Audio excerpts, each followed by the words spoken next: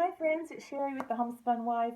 I'm looking a little rough this morning. We had a wild day yesterday, but it was so much fun. We had all five of our grandchildren, five of the six, here at the house, and they swam, and we of course had hot dogs and corn on the cob and all the fun things you have on July the 4th, and it was a lot of fun, but it was a little bit hectic because all of our grandchildren that came are 5 years old and younger. We have a 5 year old, two 3 year olds, and two 1 year olds. And so it is just, woo, it is just wild times.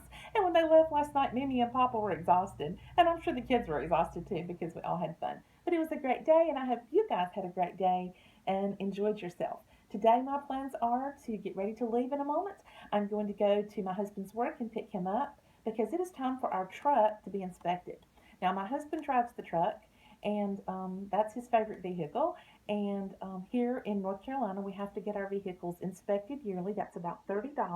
And then if they find anything that's wrong, that doesn't pass inspection, we have to pay to have that fixed. And since our truck was recently worked on, they looked it over and didn't find anything wrong.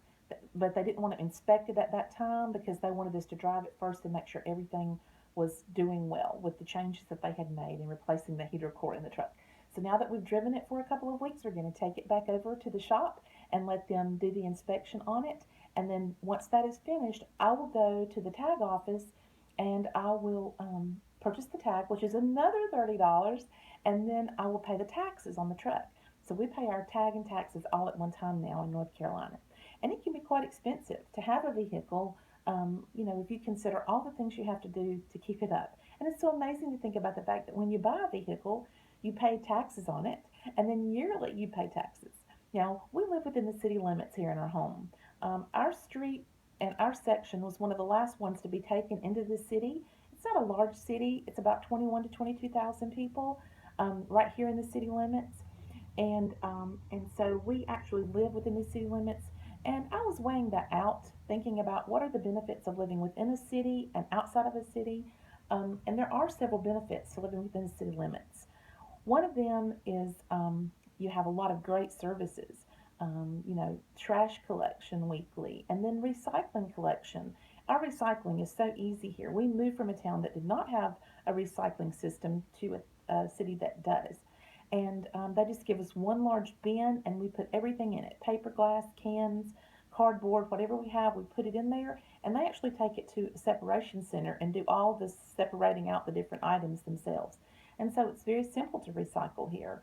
Another thing is there's a lot of convenience to living in the city. I mean, while our street is very quiet and looks sort of rural, I live 2 minutes from the mall, and I live about 2 minutes from downtown, or what we consider uptown.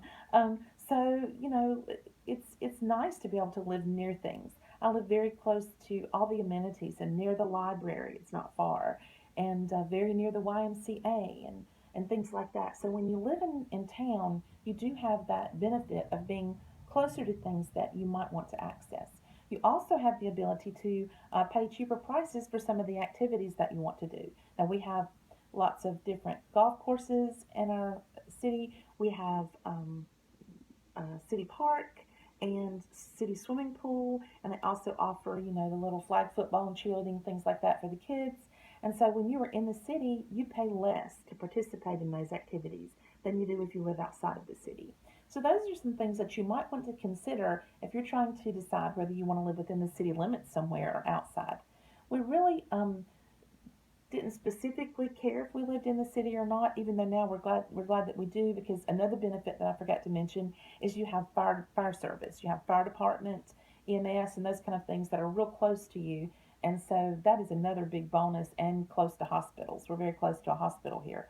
Um, but when we bought this home, we basically bought it because we loved it, and we loved where it was located. Just the fact that it had, an acre of land. It was a pretty home that was in the size that we were looking for. It didn't have any indoor steps. It's all on one floor. As we're getting into our 50s now, we're thinking about those things. And so there was a lot of things that we considered when we purchased this home, and we just fell in love with it the first time that we saw it. But one of the things about this home is that even though it is in the city limits, it is not on city utilities. We do not have city electric. Um, the city, when they took the street in, allowed it to be maintained by Duke Power. And that's a wonderful thing because we pay less utility bills or cheaper utility bills by being with Duke Power than we would if we went into the city utilities.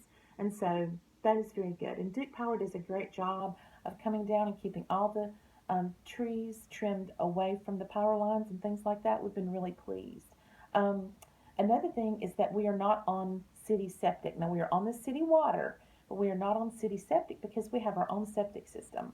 And when we first moved here, maybe the first couple of months that we lived here, we had a little problem with some water collecting in one of our drain fields.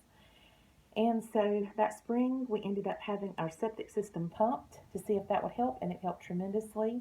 And then I got a big lesson in learning how to take care of a septic system. I had always, to my knowledge, I've always lived in the city limits in different places, and so I had just never thought about the way that you do things when you have a septic system. So we have learned a lot, like not putting any grease at all down your sink. Um, Using your disposal less, not using a lot of bleach in your products because bleach can really kill the healthy bacteria that's needed to keep your drain field going well. Um, Not using powdered detergents, whether it's in your washer or your dishwasher. Powdered detergents leave a residue and it makes it tougher on your septic system. It bogs it down over time. So I've started using liquids. So just certain things like that that I have learned as time has gone by so that I can take care of our septic system here because it certainly is free and it's you don't have to pay for any sewage and that really saves money over time. Now we looked into what it would take to get connected to the city's sewage system. When they actually came in, the city came in, they ran the septic across the street from us. They ran a line on the opposite side of the street, and to tap into that would be pretty expensive because we looked into it. We would have to get someone to come in and run a line down our yard, and then once we got to the road, we would have to get the North Carolina DOT to approve us either tearing up the asphalt and running the line that way, or there's a possibility they might could dig underneath the road if it wouldn't collapse and tap into the cap over there for the sewage line. And that we calculated that would be about $12,000 or $14,000, and so we don't want to do that because then we would, on top of that we would have to pay each month to have sewage service. And so what we're doing now is taking care of our septic system, and we have had zero problems after we had it pumped. And I made some adjustments as well, and we really learned how to take care of that. And so that's one thing that benefits us. Now, another thing you might want to consider when you are thinking about whether to live inside the city or out, here we have wonderful city maintenance. Whenever there's a storm and limbs come down, those limbs are picked up almost immediately all over the city. This is one city I can honestly say they work 24/7 to keep it beautified, and I really appreciate that. And when my husband and I were cleaning brush, about 3 different times we had tons of brush that we just piled up in the back that faces the back road behind our house.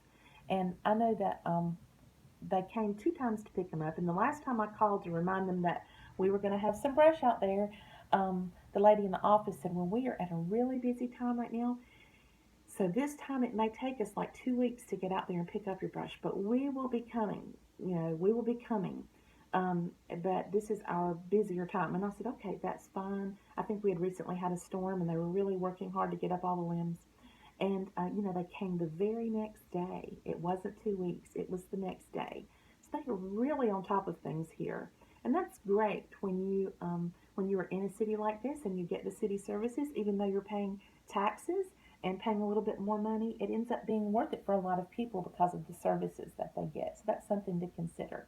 And I've had a great many people that have either messaged me through my Homespun Wife Facebook page or have, sent me emails and comments wanting to know more about the USDA loan. I actually did a video about how we got the USDA loan for our house. I will try to put a little pop-up link above so that you will be able to maybe go back and watch that video if you're considering buying a house. It takes a lot of money to get in one, and with the USDA loan, you really have basically no money down is how it works. You You get into the home, and then you do have to pay for like an inspection and a couple things, but you get all of that money back at closing. And so it's very helpful for you to be able to consider that. Not all homes are eligible, depending on where you live, and sometimes it can be difficult to get a home within the city limits and still get the USDA loan, because basically this is like an agricultural based loan. You don't have to do anything agricultural on your property, but it just needs to be in an area that's classified as agricultural. And all of Cleveland County, where I live, is classified as that.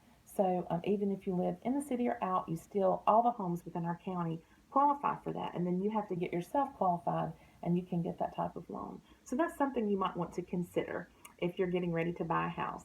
And also, I have heard that the interest rates for mortgages are dropping because of the European Union decision that was made. And interest rates on mortgages now are going down to around 3%, which is really phenomenal. So now might be a great time for you to jump in and buy a home and to consider whether you want to live in the city or out. I hope you guys have a wonderful, wonderful day, and I look forward to seeing you again, friends. Bye bye.